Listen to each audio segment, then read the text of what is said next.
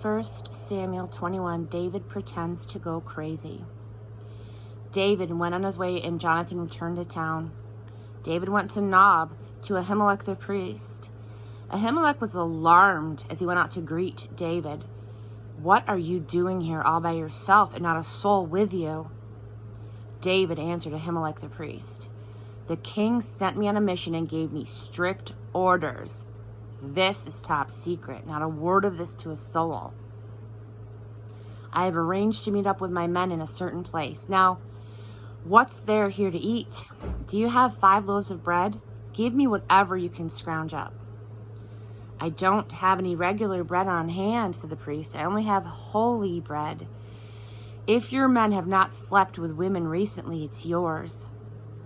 David said, "None of us has touched a woman. I always do it this way when I'm on a mission. My men abstain from sex. Even when it is an ordinary mission, we do that. How much more on this holy mission?" And so the priest gave them the holy bread. It was the only bread he had, bread of the presence that had been removed from God's presence and replaced by fresh bread at the same time. One of Saul's officials was present that day, keeping a religious vow. His name was Doeg the Edomite. He was chief of Saul's shepherds. David asked Ahimelech, "Do you have a spear or sword of any kind around here? I didn't have a chance to grab my weapons. The king's mission was urgent and I left in a hurry." The priest said, "The sword of Goliath, the Philistine that you killed at Oak Valley, that's here. It's behind the ephod wrapped in a cloth. If you want it, take it. There's nothing else here." "Oh," said David, "there's no sword like that. Give it to me." And at that, David shot out of there, running for his life from Saul. He went to Achish, king of Gath. When the servants of Achish saw him, they said, "Can this be David, the famous David? Is this the one that they sing of at their dances? Saul kills by the 1,000 and David by the 10,000. When David realized that he had been recognized, he panicked, fearing the worst from Achish, king of Gath. So right there, while they were looking at him, he pretended to go crazy, pounding his head on the city gate and foaming at the mouth, spit dripping from his beard. Achish took one look at him and said to his servants, "Can't you see he's crazy? Why did you let him in here? Don't you think I have enough crazy people to put up with as it is without adding another? Get him out of here." Chapter 22, Saul murders the priests of God. And so David got away and he escaped to the cave of Adullam. When his brothers and others associated with his family heard where he was, they came down and joined him. Not only that, but all who were down on their luck came around, losers and vagrants and misfits of all sorts. David became their leader. There were about 400 in all.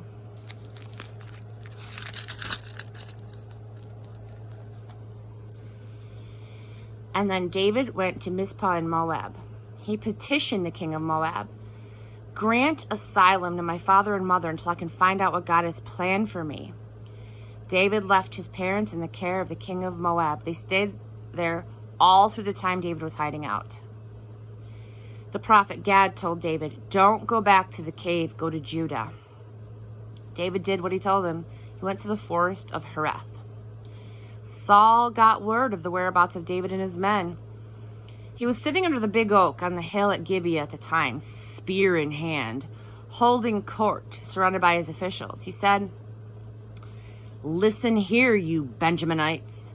Don't think for a minute that you have any future with the son of Jesse.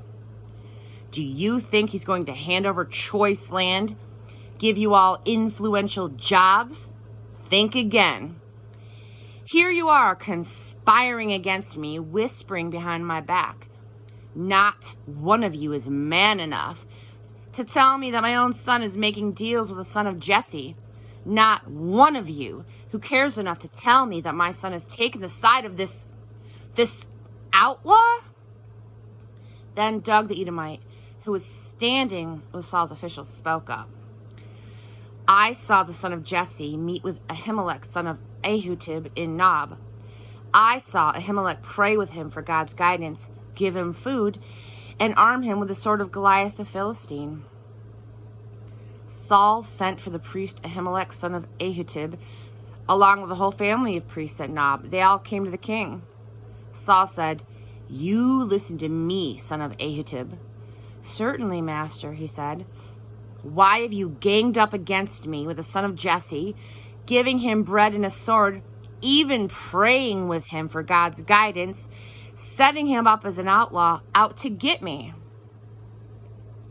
Ahimelech answered the king, "There is not an official in your administration as true to you as David, your own son-in-law and captain of your bodyguard. None more honorable either. Do you think that was the first time I prayed with him for God's guidance? Hardly. But don't accuse me of any wrongdoing, me or my family. I have no idea what you're trying to get at with this, quote, outlaw talk." The king said, "Death, Ahimelech, you're going to die, you and everyone in your family." The king ordered his henchmen, "Surround and kill the priests of God. They're hand in glove with David. They knew he was running away from me and he didn't tell me." But the king's men wouldn't do it. They refused to lay a hand on the priests of God. Then the king told Doeg, "You do it. Massacre the priests." Doeg the Edomite led the attack and slaughtered the priests, the 85 men who wore the sacred robes. He then carried the massacre into Nob, the city of priests, killing man and woman, child and baby, ox, donkey, and sheep, the works. Only one son of Ahimelech, son of Ahitub, escaped, Abiathar. He got away and joined up with David. Abiathar reported to David that Saul had murdered the priests of God. David said to Abiathar, "I knew it. The day I saw Doeg the Edomite there, I knew he would tell Saul.